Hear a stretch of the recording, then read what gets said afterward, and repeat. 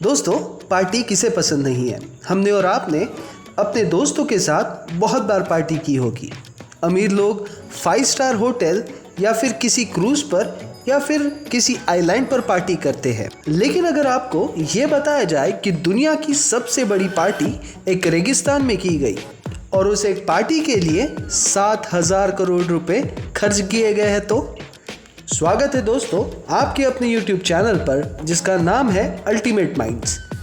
कहानी सुनने से पहले हमारे चैनल को लाइक, शेयर और सब्सक्राइब जरूर करें। आज हम बात कर रहे हैं मानव इतिहास की सबसे महंगी पार्टी की। ईरान के राजा शाह मोहम्मद रजा पहलवी, जिन्हें किंग ऑफ किंग्स के नाम से भी जाना जाता था, उन्होंने पर्शियन एम्पायर को 2500 साल पूरे होने पर एक पार्टी का आयोजन करने की सोची। इस पार्टी में दुनिया के कई देशों के प्राइम मिनिस्टर, प्रेसिडेंट, शहंशाह और जनरल शामिल होने वाले थे। लेकिन ये पार्टी ईरान के किसी 5 स्टार होटल में नहीं बल्कि एक रेगिस्तान में करवाने का फैसला शाह मोहम्मद ने लिया था। दोस्तों, शाह मोहम्मद उस वक्त दुनिया के सबसे अमीर व्यक्ति में गिने जाते थे। वो बहुत ही पावरफुल किंग थे। उनके एक इशारे पर ईरान के प्राइम मिनिस्टर तक बदल सकते थे। अब आप ही सोचिए दोस्तों, अब इतने अमीर और पावरफुल किंग की पार्टी भी उतनी ही पावरफुल होगी ना। इस 3 दिन की पार्टी के लिए ईरान के रेगिस्तान की एक जगह चुनी गई। करीब 30 स्क्वायर किलोमीटर यानी 7,400 एकड़ की ज़मीन को इसके लिए चुना गया। सबसे पहले हेलीकॉप्टर और प्लेन से इस ज़मीन पर जहरीली केमिकल छिड़का गया। इस केमिकल के कारण वहाँ के सभी सांप और जहरीले जीव जंतु मारे गए। फिर उस ज़मीन पर प्लास्टिक के बड़े टेंट बनाए गए। ये आलीशान स्वीट बनाने का कॉन्ट्रैक्ट पेरिस की एक कंपनी को दिया गया था और साथ ही सभी डेकोरेशन का सामान भी पेरिस से ही मंगवाया गया था।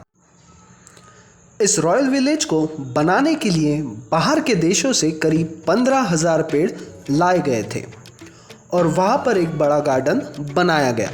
जिस ईरान में पानी की इतनी कमी थी, वहाँ सिर्फ एक पार्टी के लिए 15,000 पेड़ उगाने के लिए बहुत सारा पानी उपयोग किया गया था। लेकिन शाह मोहम्मद रजा को इस रॉयल विलेज में अभी भी कुछ कमी महसूस हो रही थी।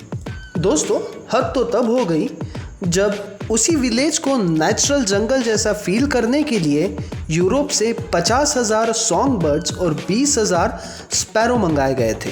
दोस्तों, लेकिन उस रेगिस्तान में ये पंछी भला कितने दिन टिकते।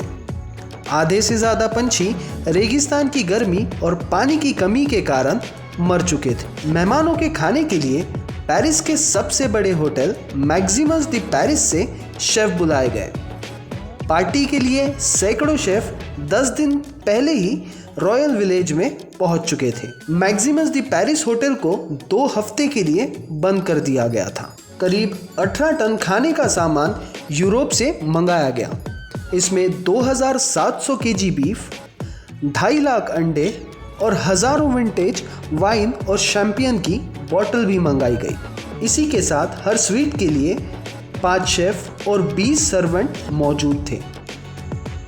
इसी जश्न के चलते मोहम्मद रजा ने ईरान के सभी बॉर्डर को सील कर दिया था।